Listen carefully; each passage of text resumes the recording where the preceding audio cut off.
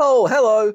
It's a lovely Saturday afternoon, just running through all everything NFL, everything NFL fantasy related, looking back through what happened in week five and trying to do some decision making for week six. Listen to NFL podcasts. With the amount of NFL podcasts that I listen to, my God, you'd think I'd be better at NFL fantasy football. Anyway, this is the weekly roundup video for the NFL Fantasy League, the Orion Bowl, the greatest fantasy NFL league in the world.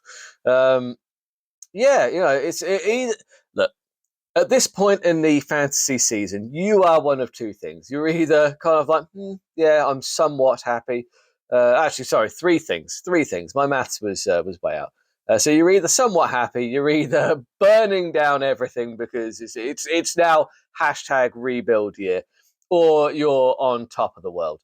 I've got to say, I'm very much more towards the burning everything. My franchise is the worst franchise in sport, and yeah, but just always remember that you can't spell American football without can. It's American, not Americant. Remember that. Let's have a look at week five. The Forbes Niners looked absolutely fantastic. They didn't need to because Baltimore put up the lowest score of the week, being 79.14. Terrible week for Baltimore, terrible week for the Jets. Just an all-round bad time. That's better. The Suns put up the highest score, handing the three-time champions, the Harlots, their fourth loss on the season. It's very uncharacteristic of the Harlots there. Don't call it a comeback. The Gorillas and Drake London handed Baby Got Dak another loss. It was a close game between Arizona and Legion, but ultimately Joe Burrow on top form, taking the Legion to another win. Congratulations, Legion. And it is decided. The first half of the season, at least, Minnesota Vikings are the undisputed team with no nameth A. Congratulations to you, sir. Brilliant performance. Really putting the team with no nameth B right in the bin, as Baltimore did at the start of the season. God, that feels like a long time ago now. How high on expectation and just fantasy NFL I was back then. What an idiotic boob I was just a few weeks ago, thinking I might have a shot of having a decent season. God damn it. Excuse me. Yeah, so anyway, the week five ultimate team was the quarterback Joe Burrow. Obviously, he's just back on top form. Honestly, guys, he looks absolutely fantastic. I'd written the Bengals off, and now they're doing their thing of making me look like an idiotic boob. DeAndre Swift, 18 points, RB1. Kareem Hunt looked really good, actually, but it's until Isaiah Pacheco's back. 17 and 18. It wasn't a brilliant week for running backs, if I'm being completely honest. Now, wide receiver-wise, man, there were some good performances. Jamar Chase dropping a 30 bomb. That was fantastic. Mooney, I'm as shocked as you are. When the Forbes Niners put him in against me, I was like, who the fuck is this guy? Yeah, they dropped 22 on me. Pretty happy about that. Kittle looked really good. Look, 12 for a tight end this season is about double what you can expect in the absolute wasteland that is tight ends in 2024 fantasy. Kicker Boswell is the kicker of the week. The man is elite. The man is elite. Look, all I'm saying is there's not many kickers that you can comfortably trade a quarterback for, but Boswell is that guy. If you can trade a QB for Boswell, my advice is to do it. The Vikings D were the sweet D of the week, crushing the hopes of whoever they were playing for. I think Alexander. Anyway, either way, they crushed the Jets. I got to watch it live as a Jets fan. That was a real treat.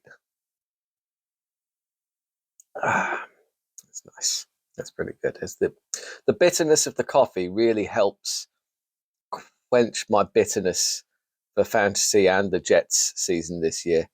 Because it is that time of year, folks. It's that time of the NFL season when all hope for the New York Jets is lost. They are the second worst franchise in the whole of sports. So from being run, like the owner's an absolute joke.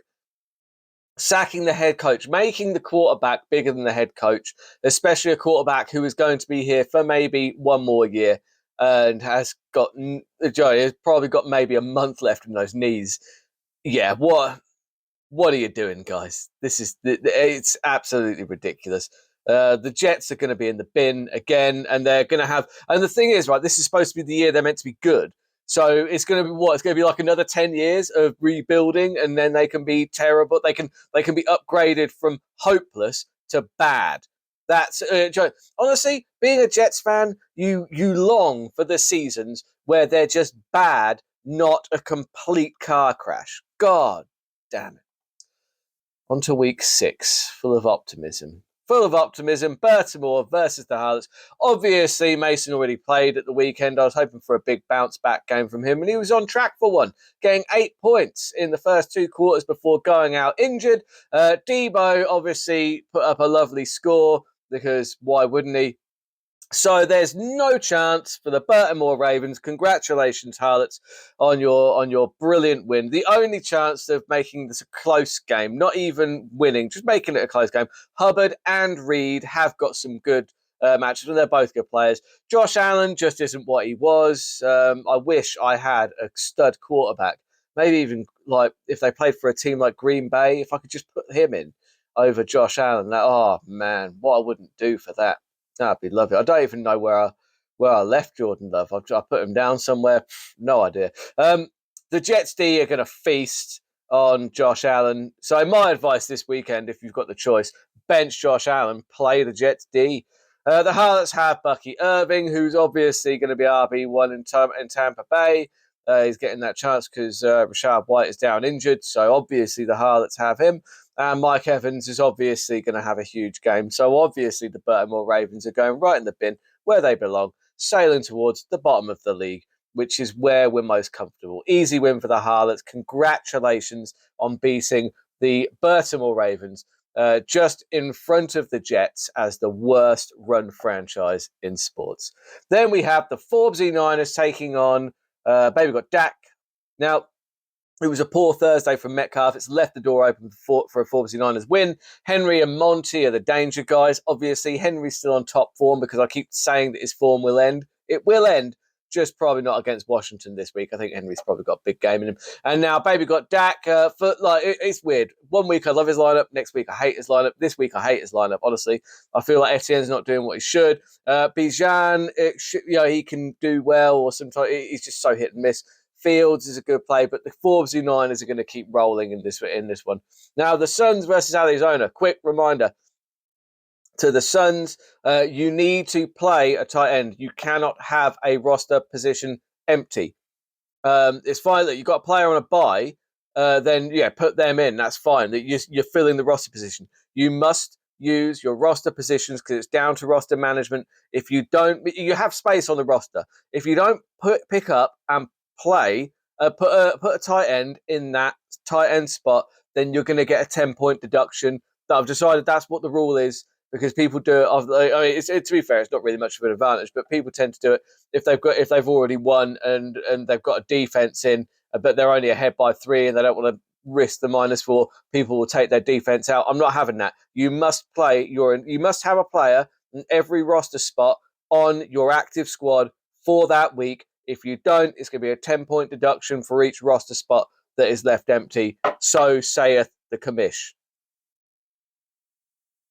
That being said, even without a tight end, the Suns really win this very, very easily. Arizona, they've not had much luck. Couple that with some really poor decision making, it puts them right in the mix in this league because none of us have had a season without any precariousness. So for the Suns, it's Chase and Harrison. They're the danger guys. Arizona, if they want to win this week, they're going to have to pick up a running back who's actually going to play. I feel like playing Rashad White, who is injured, is a bold decision. It's a bold choice, but he's still taking up an active roster spot, so there'll be no points penalty for that, apart from the fact you get 0 from your RB1, which is never good.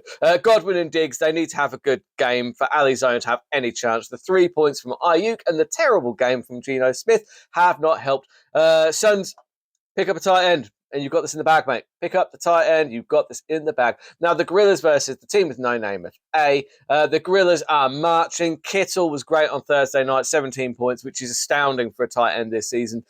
Drake London has a great matchup. You've got on team with no name with A.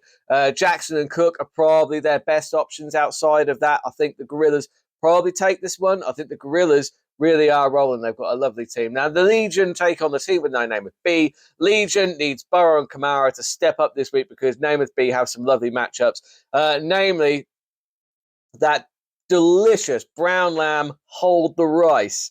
Very, very delicious and dangerous combination. You've got to slow cook that lamb, and I feel like it's been slow cooking for enough now that you're going to get a delicious return on points because it's going to be tender and slow cooked and delicious, and it's a lovely matchup.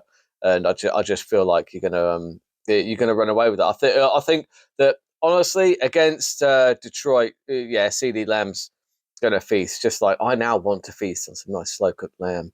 Why did I talk about lamb? Oh God, I'm so hungry. Anyway, that's the video for this week. If I've picked you to win, prove me right. If I've picked you to lose, prove me wrong.